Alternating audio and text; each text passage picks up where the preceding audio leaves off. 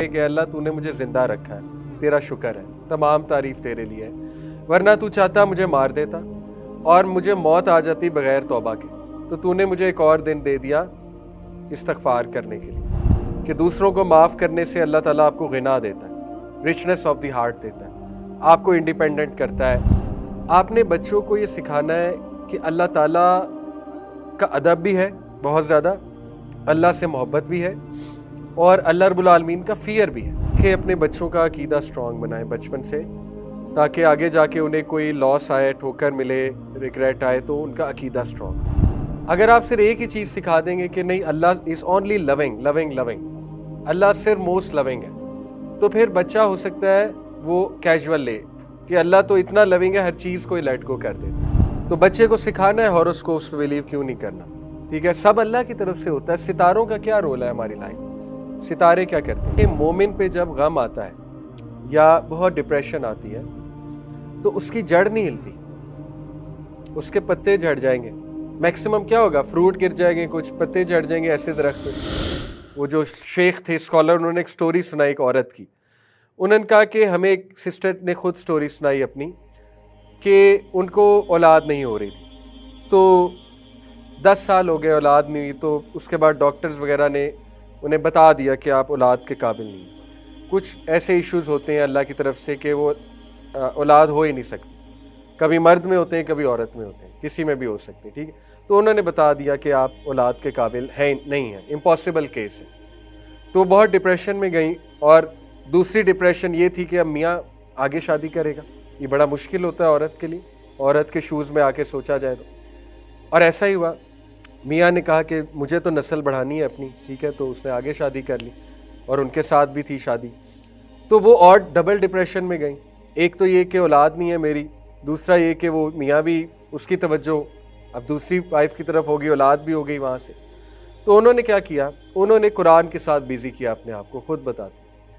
उन्होंने इसको एक मौका लिया कि चलो औलाद तो मुझे दी नहीं अल्लाह ने, तो मेरे पास बड़ा एम्पल टाइम है, तो चलो मैं कुरान के साथ जोड़ती हूँ अपने आप। कुरान सीखा, तफसीर सीखी, काफ़ी उस्ताज़ा वगैरह से, उस्ताज़ा वगैरह से पढ़ा होगा कुरान, और माशाल्लाह पढ़ते पढ़ते ख़ुद कुरान टीचर बन गई और इस लेवल की बनी कि बहुत बड़ी यूनिवर्सिटी में कुरान पढ़ाने लगी। और वो बूढ़ी हो गई जब उन्होंने ये स्टोरी अपनी सुनाई बुढ़ापे में कि अल्लाह ताला ने मुझे इतने बच्चे दिए, कैसे कि जिस यूनिवर्सिटी में पढ़ाती हूँ वो सारे मेरे स्टूडेंट मेरी औलाद की तरह हैं और वो मेरी औलाद से भी ज़्यादा सिंसेयर है मेरे साथ, मेरे लिए गिफ्ट्स लाते हैं, मेरी इज़्ज़त करते हैं, मेरे पैर दबाते हैं, ठीक है।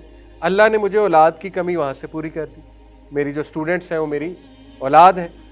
और अल्लाह ताला ने मेरा सदका जारिया इतना बना दिया कि वो मुझसे कुरान सीख कर गई हैं और वो आगे कुरान का काम कर रही हैं। तो देखिए ये बड़ी मोटिवेशनल स्टोरी है कि जिसने कुरान के साथ अपने आप को जोड़ा, उसके पास फिर इन चीज़ों का टाइम नहीं होता, गम में बैठने का और फजूलियात का, ठीक है, अपनी ज़िंदगी बर्बाद करने का। तो कुरान के साथ स्ट्रॉन्ग कनेक्शन, वो समझ लें क्या है। ये नहीं है कि बस कुरान 2-3 आयतें पढ़ी और बंद कर दिया, वो फिर प्रॉपर टाइम लगाएं कुरान के साथ, वो कुरान याद करें, तजवीद ठीक करें, सूरतें याद करें, ठीक है, स्पेशली वो सूरतें जिनके फ़ज़ाइल हैं। सूरह मुल्क याद करें, सूरह कहफ याद करने की कोशिश करें, पहली 10 आखिरी 10 आयात चलें कर लें, बाकी नहीं अगर कर सकते तो ये है। और समझें, कुरान पे तदब्बुर करें, तफक्कुर करें कुरान। ही फोकस्ड ऑन ब्लेसिंग्स, नबी सल्लल्लाहु अलैहि वसल्लम का फोकस ब्लेसिंग्स पे होता था। और ब्लेसिंग्स पे फोकस कैसे होता है, देखिए जो दुआएं आप पढ़ते हैं वो गौर से पढ़ा करें। अल्हम्दुलिल्लाहिल्लज़ी अहयाना बादमा अमातना व इलैहि नुशूर, ये सुबह उठते ही आप शुक्र कर रहे हैं कि अल्लाह तूने मुझे ज़िंदा रखा है, तेरा शुक्र है, तमाम तारीफ़ तेरे लिए है, वरना तू चाहता मुझे मार देता और मुझे मौत आ जाती बग़ैर तौबा के, तो तूने मुझे एक और दिन दे दिया इस्तिग़फ़ार करने के लिए, बेहतर होने के लिए, अपने मामलात बेहतर करने के लिए। इसी तरह अल्हम्दुलिल्लाहिल्लज़ी अतअमनी हाज़ा व रज़क़नी मिन गैरि हौलिन मिन्नी वला कुव्वा, खाने के बाद की दुआ, उस पर भी गौर करें, शुक्र किया जा रहा है तो ब्लेसिंग्स पे गौर करें, ठीक है। तो ब्लेसिंग्स की लिस्ट भी बनाई जा सकती है, वो आप लोग को पता है इंशाल्लाह ब्लेसिंग्स पे फोकस कैसे किया जा सकता है, इस पर कई बार बात हुई है। ही हेल्प्ड अदर्स, ये बहुत बड़ा एंटीडोट है सैडनेस से निकलने का। Join some organisation, volunteer there and do something for them इंशाल्लाह। कोई वेलफेयर ऑर्गेनाइजेशन हो, इवन खुद काम शुरू कर सकते हैं, अपने मोहल्ले में कोई काम शुरू कर दें वेलफेयर का, इन्वॉल्व पीपल, इन्वॉल्व अदर्स इंशाल्लाह ताला। और ये एंटीडोट बाकायदा सूरह ज़ुहा में मेंशन्ड है डिप्रेशन का कि फ़अम्मल यतीमा फ़ला तक़हर व अम्मा साइला फ़ला तनहर। तो ये बहुत बड़ा एंटीडोट है। तो ये चंद एक चीज़ें हैं जिससे नबी वसल्लम की लाइफ से हमें नज़र आता है कि हमारे नबी गम से इस तरह कोप करते थे और उन्होंने इसी तरह कोप करना सिखाया। ठीक है, तो ये बड़े ज़बरदस्त पॉइंट्स हैं। और हाँ, लास्ट पॉइंट्स ये कि ही फॉरगिव अदर्स, ये भी प्रैक्टिस करना चाहिए। फॉरगिवनेस हील्स यू, इसमें कोई दूसरी राय नहीं है। जब आप फॉरगिवनेस प्रैक्टिस करते हैं आप अपने ऊपर ही रहम करते हैं। ठीक है, जितना आप ग्रज रखेंगे तो उतना आपको ही तकलीफ होगी। तो ट्राई टू फॉरगिव अदर्स इंशाल्लाह ताला। नबी वसल्लम ने ऐसे ऐसों को माफ़ किया आप सोच नहीं सकते। नबी वसल्लम ने उस शख्स को भी माफ़ किया है जिनकी वजह से उनकी बेटी की डेथ हुई थी। उस शख्स का नाम मेरे जहन से अभी निकल गया है। वो शख्स ने क्या किया था कि एक तो हिंद को माफ़ किया नबी वसल्लम ने, देखें कितनी बड़ी बात है, जिसने कलेजा चबाया था हज़रत हमज़ा रज़ियल्लाहु अन्हु का। नबी वसल्लम ने जिस शख्स को माफ़ किया, हज़रत ज़ैनब नबी वसल्लम की बहुत प्यारी बेटी, वो हिजरत कर रही थी मक्का से मदीना विदाउट हर हस्बैंड, क्योंकि हस्बैंड मेरे ख्याल अभी मुसलमान नहीं था। तो नबी वसल्लम ने उन्हें बुलाया कि मेरी तरफ आओ, और वो आ रही थी, हस्बैंड ने इंतज़ाम किया उन्हें भेजने का। तो रास्ते में शख्स आ गया, इसके हाथ में नेज़ा था। इसने हज़रत ज़ैनब की तरफ नेज़ा किया, वो ऊँट पर बैठी थी, और उनको डराया कि ख़बरदार ये नेज़ा मार दूंगा तुम अगर यहाँ से निकली। तो वो जाहिर है औरत, आपको पता है, वो बड़ा डर गई इस तरह के एक उससे इंसिडेंट से, और वो गिर गई कैमल से, और वो हामला थी, उनको मिसकैरेज भी हो गया। हज़रत ज़ैनब को मिसकैरेज भी हुआ, गिरी वो, उनको बहुत चोट लगी, और रवायात में आता है उस चोट की वजह से उनकी डेथ हुई। बाद में कुछ अरसे बाद उनकी डेथ हो गई हज़रत ज़ैनब की। नबी वसल्लम ने इस शख्स को भी माफ़ कर दिया। फतह मक्का के मौके में माफ़ी मांगने आया, नबी वसल्लम ने इसको माफ़ कर दिया था। ठीक है, तो बहरहाल ये भी एक नबी की लाइफ से पता लगता है, सल्लल्लाहु अलैहि वसल्लम की लाइफ से, कि दूसरों को माफ़ करने से अल्लाह ताला आपको गिना देता है, रिचनेस ऑफ द हार्ट देता है, आपको इंडिपेंडेंट करता है। असमद की ज़ात, असमद का मतलब है the one who is independent of every, वो आपको भी इंडिपेंडेंट बनाता है दूसरों से, दूसरों की ज़ात से। ठीक है, तो ये चंद एक चीज़ें नबी वसल्लम की ज़िंदगी से। होप पढ़ा था हमने। देखिए, होप में 3 चीज़ें आती हैं, गोल्स, एजेंसी, पाथवेज। ये मैंने आपको लास्ट क्लास में पढ़ाया था। Hope is a goal oriented, goal directed thinking in which the person utilises pathways thinking and agency thinking. पहली बात, कोई गोल बना लें और वो गोल बड़ा तगड़ा हो, और उसके बाद कोई मसला आए तो पाथवेज बनाया करें उस मसले के, कि मेरे पास क्या क्या सोल्यूशन है, सोल्यूशन 1, सोल्यूशन 2, सोल्यूशन 3, ये पाथवेज होते हैं। और उसके बाद एजेंसी, कि आओ अब इस पे अमल करते हैं, इस पाथवे पे अमल मैंने कैसे करना है। मिसाल के तौर पे चले एक मिसाल लेते हैं कि आप कहीं पे रिश्ता करना चाहते हैं, नौजवानों का बड़ा एक कॉमन मसला है। अब आप पाथवेज बनाएं बैठ के कि क्या किया जा सकता है। ठीक है, उसके अब्बा को अप्रोच किया जा सकता है, अच्छा अब्बा से ना हो गई, दूसरा क्या है, दोबारा अप्रोच किया जा सकता है, ये भी है। ठीक है, उसके बाद तीसरा तरीका क्या है, किसी से सिफारिश करवाई जा सकती है। अगर आपको इतना ही है, अगर आप समझते इतना वर्थ इट है, मैंने करना ही करना है, ठीक है, आपको नज़र आती हैं कुछ चीज़ें लेट से कि अच्छा रिश्ता है, हाथ से ना चला जाए, ये वो, तो ये पाथवेज बना रहे हैं ना आप, ऐसे करो ऐसे करो ऐसे करो। उसके बाद भी कुछ ना हो, जूतियाँ पड़ें, तो जैसे एक वाक़या है कि एक बंदे को जूतियाँ पड़ी, तो वो एंड में कहता फिर मैं ना ही समझा, फिर मैं ना ही समझूँ। तो वो ऐसा ना हो जूतियाँ पड़ने लग जाए, फिर बंदे को समझ जाना चाहिए इज़्ज़त भी तो कोई चीज़ है ना, सेल्फ एस्टीम भी तो कोई चीज़ है। तो पाथवेज ये होते हैं 1 2 3 4, लेट्स डू दिस, और नथिंग इज़ वर्किंग, इस्खारा भी चल रहा है, फिर समझ जाए, फिर वो जूतियाँ पढ़ाने वाली बात है। ठीक है, अगर उसका शौक़ है। एजेंसी है कि वो अमल करो उस पर। इसी तरह you want to study somewhere, तो उसके पाथवेज बनाएं, कैसे अप्लाई करें, क्या करें, नहीं होता तो फिर उसकी दूसरा कोई पाथवे बनाएं इंशाल्लाह। तो ये प्रैक्टिस किया करें, it's a good thing. Okay, उसके बाद इस्लामिक साइकोथेरेपी की बात भी कर लेते हैं, just before we wind up this topic.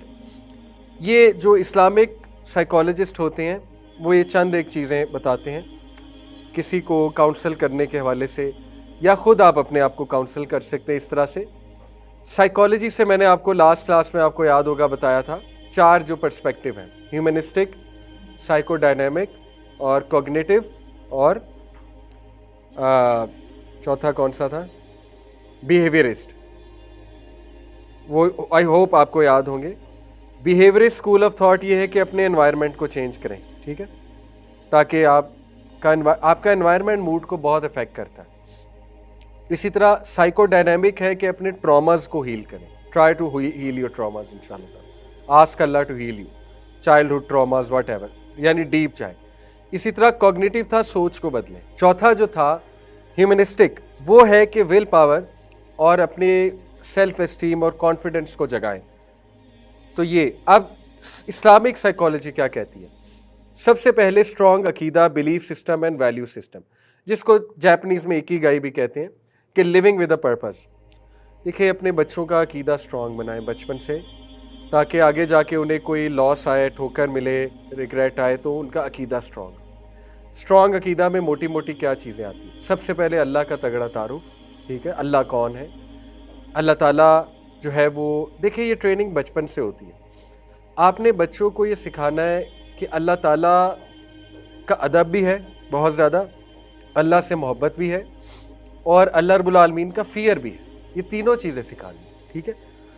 अगर आप सिर्फ एक ही चीज़ सिखा देंगे कि नहीं अल्लाह is only loving loving loving, अल्लाह सिर्फ मोस्ट लविंग है, तो फिर बच्चा हो सकता है वो कैजुअल ले कि अल्लाह तो इतना लविंग है, हर चीज़ को लेट गो कर देता है। तो ये अकीदे का पार्ट है कि बच्चे को अल्लाह का तारुफ क्या कराना है और कैसे कराना है, ठीक है।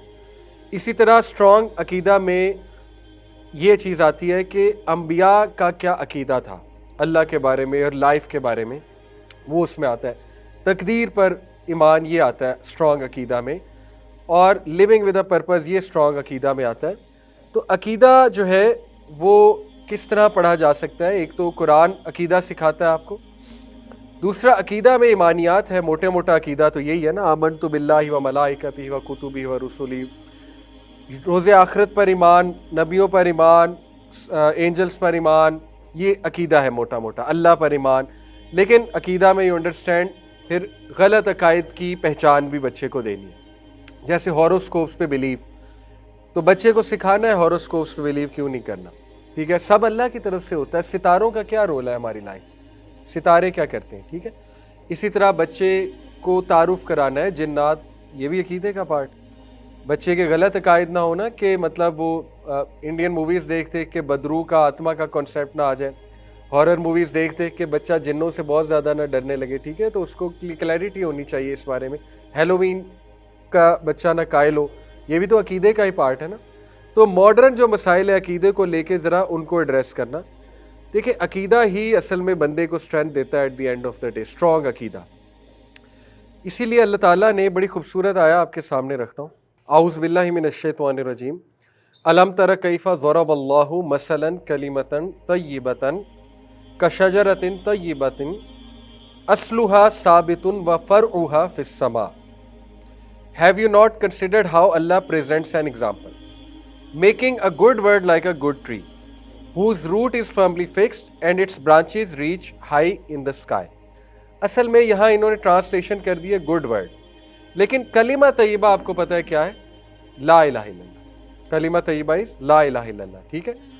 तो ला इलाहा इल्लल्लाह की मिसाल अल्लाह ऐसे देता है, यानी अकीदे की मिसाल, स्ट्रॉन्ग अकीदे की, जैसे एक स्ट्रॉन्ग दरख्त है, और वो स्ट्रॉन्ग दरख्त की जड़ें बहुत मजबूत हैं, और उसकी जो ब्रांचेज है, शाखें, वो आसमान की बुलंदियों को छू रही। ये मोमिन की मिसाल है। एक बहुत खूबसूरत हदीस है, मोमिन की मिसाल खजूर के दरख्त से दी है नबी सल्लल्लाहु अलैहि वसल्लम ने। सुनिए आपने हदीस, बड़ी खूबसूरत हदीस है। खजूर के दरख्त से मोमिन की मिसाल क्यों दी है? खजूर का दरख्त is one of the rarest tree जो हर मौसम में फर्टाइल है, हर मौसम, इवन सहरा में खजूर उगा देता है खजूर का दरख्त। कितनी पॉजिटिव बात हमारे नबी ने बताई कि मोमिन खजूर के दरख्त की तरह। और एक और हिकमत है इसमें, खजूर के दरख्त की मिसाल क्यों दी है मोमिन के लिए? खजूर का दरख्त हर तरह से बेनिफिशियल, पत्तों से लेके, खजूर जिस मर्जी किस्म की खजूर है फ़ायदा देती है कि नहीं देती। कच्ची खजूर के अपने फ़ायदे हैं, पक्की खजूर के अपने फ़ायदे हैं, उसकी गुठली के अपने फ़ायदे हैं, एक एक चीज़ खजूर के दरख्त से रिलेटेड उसके अपने फ़ायदे। आप देखें अल्लाह के नबी ने तो आपकी इतनी प्यारी मिसाल दी कि मोमिन खजूर के दरख्त की तरह है। मोमिन जो है हर मौसम में चल जाता है, ठीक है। इसी तरह अल्लाह ने मिसाल जो दी वो एक ऐसे दरख्त की दी, ये मोमिन की मिसाल है जिसका अकीदा बहुत स्ट्रांग है, जो ला इलाहा इल्लल्लाह पे ग्रिप है, जिसकी दरख्त है, शाखें आसमान की बुलंदी को छू रही हैं और जड़ें बहुत मजबूत हैं। और अल्लाह ने कहा it produces its fruits at all time तुती उकूलहा कुल्ल हीन बिइज़्नि रब्बिहा, कि उसका जो फ्रूट है वो हर वक्त बन रहा है by the permission of its Lord. ये एक्चुअली खजूर के दरख्त की मिसाल है, ठीक है, टेक्निकली तफसीर में। And Allah presents example for the people that perhaps they will be reminded. देखिए अभी कितनी खूबसूरत मिसाल है। जड़ मजबूत होने का क्या मतलब है? देखिए मोमिन पे जब गम आता है या बहुत डिप्रेशन आती है तो उसकी जड़ नहीं हिलती, उसके पत्ते झड़ जाएंगे। मैक्सिमम क्या होगा, फ्रूट गिर जाएंगे, कुछ पत्ते झड़ जाएंगे ऐसे दरख्त के।